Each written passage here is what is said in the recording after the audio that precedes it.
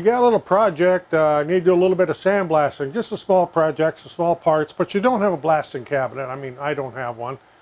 I do have a larger sandblaster, but there's no sense in dragging that out to just do a few small parts. If you've seen any of my previous videos, I'm restoring a copper post light. It was made back in the early 1960s, and it's got multiple layers of paint on it, and I want to blast it off using ground walnut shells. I picked up this little sandblaster here. It's a Lematec model AS118. We're going to talk about it coming up.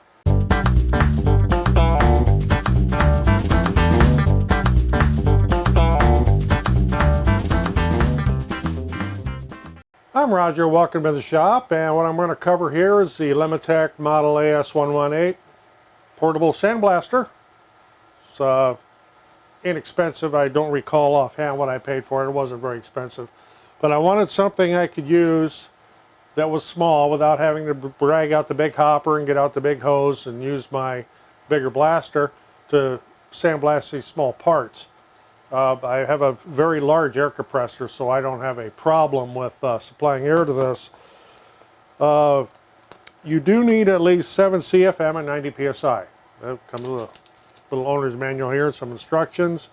It tells you some obvious things like wear eye protection, and it does come with some little plastic safety glasses. I don't really like that because the stuff flies back and hits you in the face. This is better. Now, yeah, that's on a hard hat, but I was an electrician and it's my old hard hat. I put a face shield on it. This is made by MSA, and the plastic on here is replaceable, and these face shields are not expensive, and yes, it does tilt up out of the way. And one of the other advantages of having this attached to a hard hat is it keeps it out of your hair. Or in my case, since I am lacking a lot of that, it keeps the stuff off the top of your head. So the other thing is an absolute must are long sleeves, which won't be a problem this time of year. This is January and it's damn cold outside. Gloves. These happen to be some cut resistant. You could also use leather gloves, latex gloves, that type of thing. That just isn't going to cut it.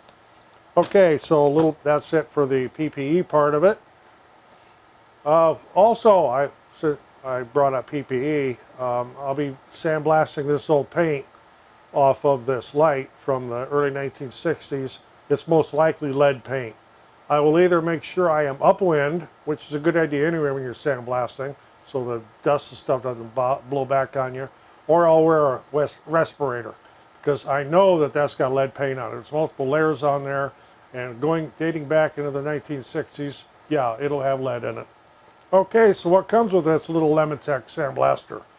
Well, get the tip that's on it, get a spare tip, get an air fitting, and something you will need if you do not have a water extractor on your compressor, I do, is you will need a filter there, because you absolutely do not want water and moisture coming up into the gun, because it will clog it up.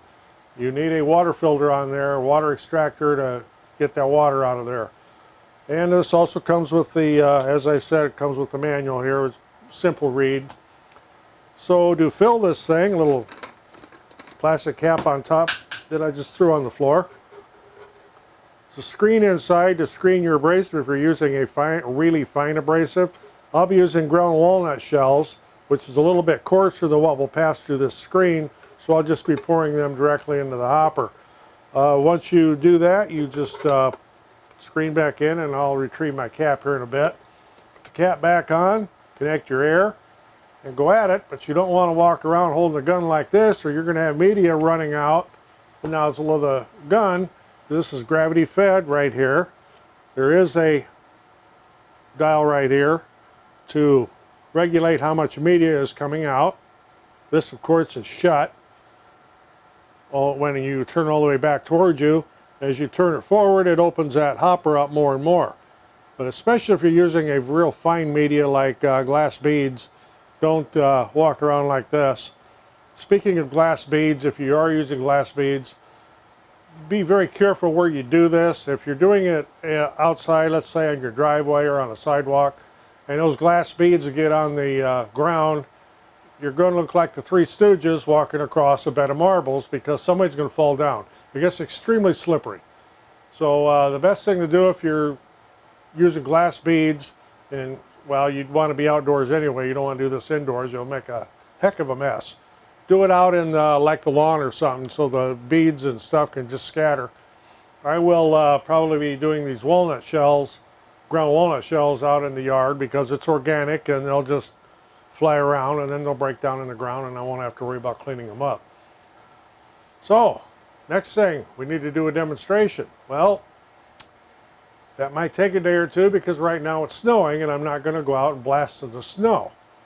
So once I get a little bit of nicer weather, I'll take this out. Well, I'll take the camera out, I'll set it up, I'll give you a little bit of demonstration on how well this works or doesn't work. We're going to find out.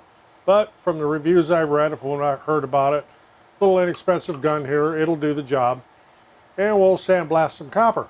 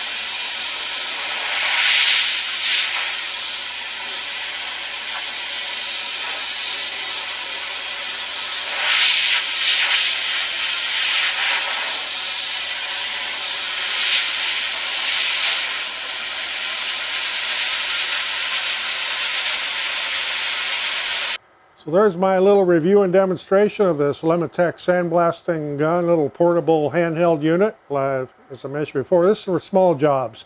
If you're trying to do a car or a tractor or a bridge or something large, this isn't the thing because you're going to be constantly refilling it. But for doing small objects like this little brass eagle, which came out just excellent, had umpteen coats of paint on it, and this copper top for this post light I'm restoring, this worked perfect. I bought this. I'm not sponsored or anything. Just wanted to give a little bit of an overview of this little Lematec sandblaster. It's inexpensive. I got this on Amazon.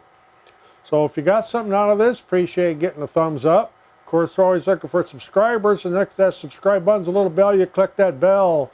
You'll be notified when I post another video. I'm Roger in the shop. See you in the next one.